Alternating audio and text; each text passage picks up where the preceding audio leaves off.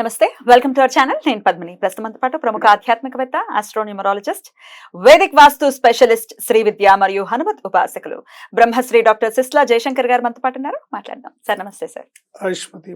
Power star Pawan Kalyan గారు కాదు CM, deputy CM ఏం సార్, డెప్యూటీ సీఎం గా ఆయన చేసేటటువంటి అంటే ఆయనకున్నటువంటి బాధ్యతల రీత్యా ఆయన చేసేటటువంటి పనులు ఎలాగో ఆయన చేస్తూ ఉన్నారు. కానీ ఒక సనాతన ధర్మంలో ఉన్నటువంటి ఒక బ్యూటిఫుల్ పొలిటీషియన్ అని డెఫినెట్ గా చెప్పుకోవచ్చు. ఎందుకంటే మొదటి నుంచి చూస్తున్నాం, అటు వారాహిదేవి ఆరాధన, తన వాహనానికి వారాహి నామకరణం చేసినప్పటి నుంచి కానీ, అంతకు ముందు కానీ, ఒకసారి డెప్యూటీ సీఎం అయిన తర్వాత నవరాత్రుల్లో ఆయన దీక్షను తీసుకున్నటువంటి ఆ సందర్భం కానీ, ఇక ఇప్పుడు శ్రావణ మాసాన్ని పురస్కరించుకొని పిఠాపురంలో ఉన్నటువంటి మహిళలందరికీ, సువాసనులందరికీ కూడా 12,000 మందికి అమ్మవారి పూజ చేయించి, లక్ష్మీ పూజను చేయించి, వాళ్ళని లక్ష్ముల్లాగా డెఫినెట్ గా భావించి, వారికి అద్భుతంగా సౌభాగ్య వస్తువులు ఏవైతే ఉన్నాయో అవన్నీ కూడా వారికి సమర్పించడం అనేది నిజంగా ఇది ఎప్పుడు జరగలేదు.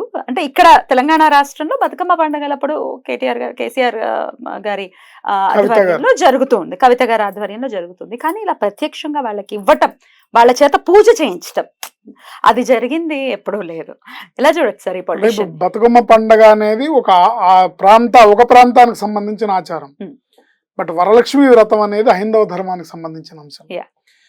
ఇక్కడ సంతోషకరమైన విషయం ఏంటంటే, పవన్ కళ్యాణ్ గారు ఏ రోజు కూడా ఆయన సనాతన ధర్మాన్ని, మన హిందూ ధర్మాన్ని పాటిస్తున్నా మిగతా ధర్మాలను కూడా సమమైన గౌరవ మర్యాదలతో ఆయన ట్రీట్ చేశారు. ఇప్పుడు ఒక రాజకీయ నాయకులు, ఇప్పటిదాకా ఉన్న సాంప్రదాయ రాజకీయ నాయకులు అందరూ చేసిన పని ఏంటంటే, ఇఫ్తార్ విందులకి అటెండ్ అయ్యారు, ఏంటి క్రిస్మస్ విందులకి అటెండ్ అయ్యారు. కానీ ఏ ఒక్క సనాతన ధర్మానికి సంబంధించిన పండుగల్లో దాన్ని ప్రజలు నియోజకవర్గంలో జరిపించడం, ప్రజలకి ఏదన్నా చేయడం, వ్యక్తిగతంగా వారు చేయడం. గణపతి పూజలకి ఏదో ఇప్పుడు గణపతి నవరాత్రుల్లో వెళ్ళి హాజరవ్వటం కాదు, మళ్ళీ గణపతి నవరాత్రులు వేరు. మళ్ళీ గణపతి నవరాత్రుల్లో అన్ని మతాల వాళ్ళు పాల్గొంటారు. అందులో హాజరవ్వటం వేరు. ఇది వ్యక్తిగతంగా చేస్తున్నారు. వ్యక్తిగతంగా చేసి తన నియోజకవర్గంలో ఉన్న మహిళలందరినీ కూడా వరలక్ష్మి మాతలుగా భావించి వాళ్ళతో వ్రతం చేయించి వాళ్ళకి వ్రత సామాగ్రి ఇచ్చారు. ఇది చాలా అభినందించదగ్గ విషయం. దీన్ని నాగబాబు గారి భార్య దగ్గరుండి చేయించడం అనేది మనం చూసాం. ఇది చాలా ఆనందకరమైన విషయం, ఇలాంటి ధర్మాన్ని పాటించడం. పవన్ కళ్యాణ్ గారు ఇలా అంటే మన హైందవ ధర్మం చెప్పింది ఏంటంటే, నీ ధర్మాన్ని పాటించు, పరధర్మాన్ని గౌరవించు. సో ఖచ్చితంగా పవన్ కళ్యాణ్ గారు ఆ పని చేస్తున్నారు. సనాతన ధర్మంలో ఏం చెప్పారంటే అదే చెప్పారు. భగవద్గీతలో ఏం చెప్పారంటే, నీ ధర్మాన్ని పాటించాలి, పరధర్మాన్ని గౌరవిస్తాం. మనం తోలనాడం మాదే మతమయ్యా, ఇది మతం కాదు, మా మతంలో చేరని ఎప్పుడు ఎవరు అనలేదు. ఆ కుసంస్కారం ఈ ధర్మానికి లేదు. సో ఖచ్చితంగా ఆయన ఆ బాటలో ఉన్నారు, ఆ పని చేస్తున్నారు. రియల్గా అలాంటి రాజకీయ నాయకుడిని కాపాడుకోవాల్సిన బాధ్యత, అలాంటి రాజకీయ నాయకుడికి మద్దతు ఇచ్చి నిలబెట్టుకోవాల్సిన బాధ్యత ప్రజలపైన ఉంది. డెఫినెట్లీ. ఆన్ దిస్ నోట్, అంటే ఏదో పూజలు చేస్తున్నారు అన్నది కాకుండా దీన్ని పక్కన పెట్టేస్తే, ఆయనకి సీఎం అయ్యే అటువంటి ఆ యోగం ఉందా? ఆయనకు కాదు, ఆంధ్రప్రదేశ్ ప్రజలకు ఉందా ఆయన సీఎం గా చూసేటటువంటి యోగం? ఇప్పుడు ఒకసారి రాజకీయ మీటింగ్ లో ఆయన ఏం చెప్పారంటే, నాకు పదవులు అనేవి తుచ్చం అని చెప్పారు. ఇది 100కి 100 రూపాయలు నిజం. ముఖ్యమంత్రి పదవి అనేది వస్తుందో రాదో, ఇప్పుడు ఆల్రెడీ ఈజ్ ఈక్వల్ టు ముఖ్యమంత్రి.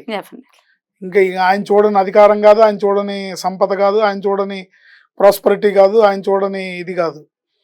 బట్ పవన్ కళ్యాణ్ గారి రాజకీయ భవిష్యత్తు ఎలా ఉండబోతుంది అంటే, దేశ రాజకీయాల్లోనే ప్రముఖమైన పాత్ర వహిస్తారు. అది ఆల్రెడీ ప్లే చేస్తున్నారు. బట్ ఇంకా భవిష్యత్తులో ఇంకా పెరుగుతుంది. ఎందుకంటే ఆయనకి వన్స్ ఆ సక్సెస్ ఇచ్చిన కిక్ ఆయన్ని ఇంకా మరింత ప్రజల పట్ల, సమాజం పట్ల పునరంకితం అవడానికి బలాన్ని ఇస్తుంది. కాబట్టి ఓడిపోయినప్పుడే 2 చోట్ల ఓడిపోయి పార్టీ 1 సీట్తో గెలిచి 5 ఏళ్ళు దూరం ఉన్నప్పుడు ఎన్నో అవమానాలు భరించినప్పుడే ఆయన నిలబడి ముందుకొచ్చి నెగ్గారే. ఇప్పుడు ఈ మాత్రం సక్సెస్ ఆయనకి 1000 ఏనుగుల బలాన్ని ఇస్తుంది. దానివల్ల మరింత ప్రజలకు సేవ చేయడానికి మరింత ప్రజలకి దగ్గర అవడానికి కారణమవుతుంది. ముఖ్యమంత్రి అనేది పక్కన పెడితే రాజకీయాల్లో ప్రధానమైన పాత్ర వహిస్తారు, సమాజానికి గొప్ప సేవ చేస్తారు.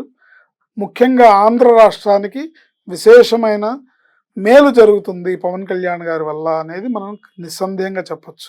ఆయన జీవితంలో మనం చూసుకుంటే సార్, సక్సెస్ అనేది అది సినిమాలో అనుకోండి, ఇదే అనుకోండి, ఈ పొలిటికల్ గా ఆయన చూసినటువంటి ఇప్పుడు చూసినటువంటి సక్సెస్ అయితే నెవర్ బిఫోర్ ఎవర్ ఆఫ్టర్ అని ఖచ్చితంగా చెప్పుకోవచ్చు.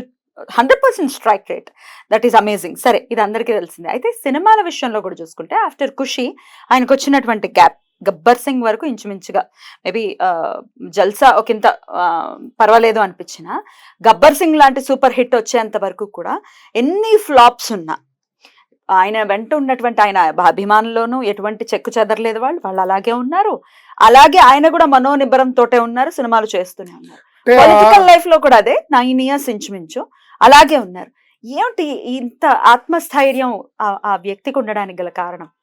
ఆ వ్యక్తిత్వం అనేది మ్యాగ్నెటిక్ పర్సనాలిటీ. అంటే 10 మందికి ఒక కుటుంబ సభ్యుడు. పవన్ కళ్యాణ్ అంటే ఇందాక మన ఇంతకు ముందు ఒకసారి ఒక వీడియోలో అమ్మా నాన్న చిరంజీవి అని ఎలా అనుకున్నామో అలాగే అమ్మా నాన్న ఓ పవన్ కళ్యాణ్. సో కుటుంబ సభ్యుడు, ఒక బ్రదర్ లాగా, అంటే బాయ్ నెక్స్ట్ డోర్ లాగా. అలా ఆయన బిహేవియర్, ఆయన వ్యక్తిత్వము, ఆయన నిస్వార్థము, రాజకీయాల్లో నిస్వార్థంగా చేసే సేవ, కష్టానికి వాళ్ళు ప్రతిస్పందించే తీరు, ఇవన్నీ కూడా అభిమానులు చేసే, వాళ్ళ అభిమానులు కాదు, భక్తులు. ఒకటి ఏంటంటే ఆయనకి రాజకీయ పదవులు అనేవి ఏదన్నా సేవ చేయడానికి కోసమే కోరుకునేవి తప్ప ఆయనకు ప్రత్యేకంగా ఏ అధికారం అక్కర్లేదు. ఎవరైనా ముఖ్యమంత్రి అవ్వచ్చేమో కానీ ఒక మెగాస్టార్, ఒక పవర్ స్టార్ అవ్వలేరు. ఒక మెగాస్టార్ అంటే ఆయనే, ఒక పవర్ స్టార్ అంటే ఈయనే. ఇంకా రారు, ఇంకెవరు ఆ స్థాయికి రాలేరు, ఆ స్థాయికి రీచ్ అవ్వలేరు. బట్ ఎవరైనా పోటీ చేసి కష్టపడి రాజకీయాల్లో నెగ్గి ముఖ్యమంత్రి అవ్వచ్చు. జగన్ గారు లాంటి వాళ్ళే అయ్యారు కదా, ఎవరైనా అవ్వచ్చు. బట్ ఆ వాళ్ళనే వచ్చి పవర్ స్టార్ అవ్వమనండి, అవ్వగలరేమో. సో నా ఉద్దేశం ఏంటంటే రాజకీయాలకు అతీతంగా వాళ్ళు చేస్తున్న సేవ, వాళ్ళు చేస్తున్న మంచి పనులు, వాళ్ళ మంచి యాటిట్యూడ్, వాళ్ళ కుటుంబం సమాజం పట్ల వ్యవహరించే తీరు, ఇవన్నీ కూడా మిగతా ఇతర పదవుల కన్నా చాలా ఉన్నతమైనవి, ఉత్తమమైనవి. వాళ్ళు అలాగే ఉంటారు, అలాగే చేస్తారు. Right right. సో ఆయన సక్సెస్ ఇలాగే ఉంటుంది ఇకపై కూడా అని ఎక్స్పెక్ట్ చేయొచ్చా? 100% ఎందుకంటే యాజ్ లాంగ్ యాజ్ ఆయన కరప్టెడ్ కాదు, ఆయనకి డబ్బు మీద ఆశ లేదు, ఆయన కేవలం ప్రజలంటే పిచ్చి, ప్రజలకు రాష్ట్రం విడిపోవడంతో ప్రజలకు అన్యాయం జరిగిందని రాజకీయాల్లోకి వచ్చిన వ్యక్తి, తప్పకుండా ఇలాగే చేస్తారు. కష్టపడే తత్వం. ఎందుకంటే ఆయన్ని 96 నుంచి చూస్తున్నాం మేము. ఆ కష్టం ఎట్లా పడతారంటే ఆయన సినిమాల్లో ఉన్నప్పుడు కూడా ఆయన ఈ మార్షల్ ఆర్ట్స్ చేస్తుంటే కంటిన్యూగా ఇప్పుడు ఎవరైనా ఏదన్నా ఒక ప్రాక్టీస్ చేయాలన్నా, ఒక జిమ్ చేయాలన్నా, వర్కౌట్స్ చేయాలన్నా పొద్దున 1 గంట, సాయంత్రం 1 గంట చేస్తారు, లేకపోతే గంటన్నర చేస్తారు, 2 గంటలు. అలా కాదు పవన్ కళ్యాణ్ గారు, రోజుల తరబడి చేసేవాళ్ళు అనమాట. Practice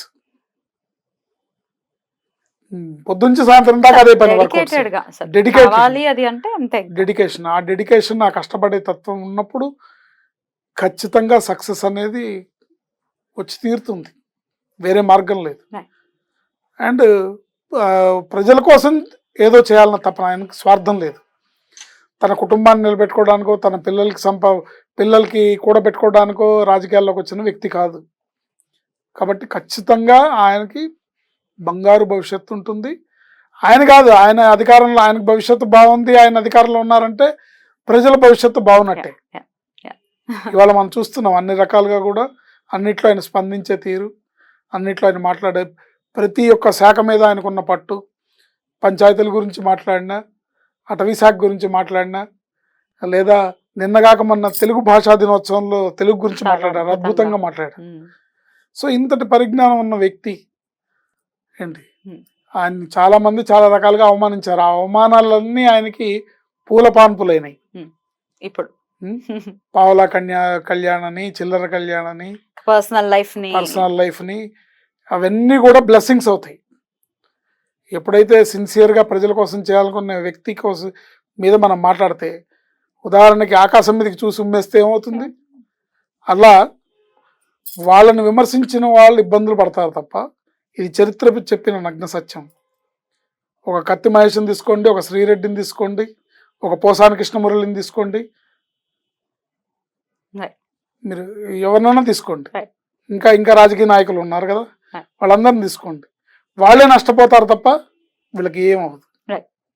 right sir. ఎనీవే, సనాతన ధర్మాన్ని ఇంత అద్భుతంగా నమ్మటమే కాదు, దాన్ని అనుసరించే విధానం డెఫినెట్ గా స్ఫూర్తిదాయకం. చాలా చాలా సంతోషం. అలాంటి ఒక పొలిటీషియన్ ని చూడటం కూడా ఒక అదృష్టంగా డెఫినెట్ గా భావిస్తూ చాలా అద్భుతంగా వివరించారు. కృతజ్ఞతలు సార్. నమస్తే. ఆయుష్మతి భవ.